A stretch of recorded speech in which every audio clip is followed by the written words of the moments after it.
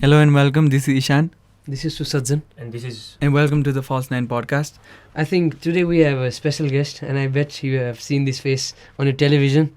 And I think he's none other than Mr. Joe Morrison. Welcome to the show. Thank you very much. So yeah, we saw your tweet about how you couldn't watch the Champions League final because you were stuck up in the Everest. So There was no connection. Yeah. There was no electricity for one period. For about 8 any hours. particular team you were rooting for? No.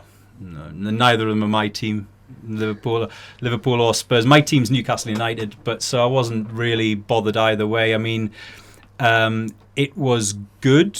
It was nice to have two English sides because we've had quite a few years of Spanish teams dominating European football. So it was nice to have something different in that regard. However, my expectations of Liverpool were exactly right. They'd been to a final the year before, so they knew what was coming. My expectations of Spurs, I think, was a bit disappointing. I think they froze a little bit on the night, and Pochettino froze on the night. So. Yeah, but like overall, the Champions League was like quite an exhilarating tournament. Oh, from the knockouts, yeah. Phenomenal from the knockouts. I think one of the best knockout periods of Champions League history. I've been doing the Champions League for 12, 13 years, something like that. Because you always get great games, don't get me wrong. But to have so many great games, first and second legs, I can't remember that. Not in the years I've been doing the Champions League. Do you have a favorite moment from this Champions League? Ajax. And destroying Real Madrid. Oh, okay. Without question of a doubt. I mean, some people will say, Barcelona, Liverpool, but no, for me, Ajax and Real Madrid. I think those youngsters at Ajax schooled Real Madrid in a different way of football. Yeah. Because, look, we've had a few years of tiki-taka, so for someone like Ajax to come along and to destroy teams with a different style, and I think Ajax should have really been in the final, I think. But anyway, we'll talk more about that. Why do you think Ajax just came a bit behind with Tottenham? It was just brilliance, wasn't it? Lucas Moura, you look at those goals, 2 out of the 3 goals, the Lucas Moura goals were just moments of brilliance that if Lucas Moura was in exactly the same position on another night, he wouldn't have scored those goals. So, that's luck. That's what I love about the Champions League. You get those moments of luck. That's what I love about the World Cup. You get moments of luck that just change the whole thing. Do you think Ajax can replicate this performance next year if they retain their best players and the managers? Oh, right, yeah. So you've provided the caveat, which is if they can they won't retain the best players, so the answer is no. And I think it'll be a while before you see that team kind of rebuilt again with more. And there is, by the way, a lot of young Dutch talent coming through that'll replace those players. But to get into that, that rhythm and understanding of playing with each other, I think it'll take a few seasons. Do you see any surprises next season like Ajax in the Champions League?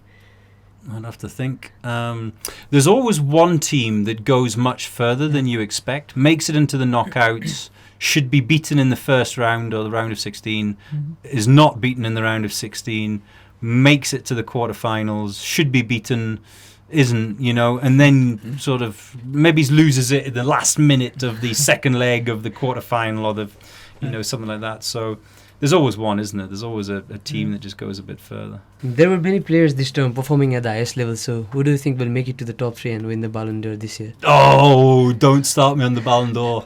Do not start me. Now, the Ballon d'Or I had huge respect for as an award.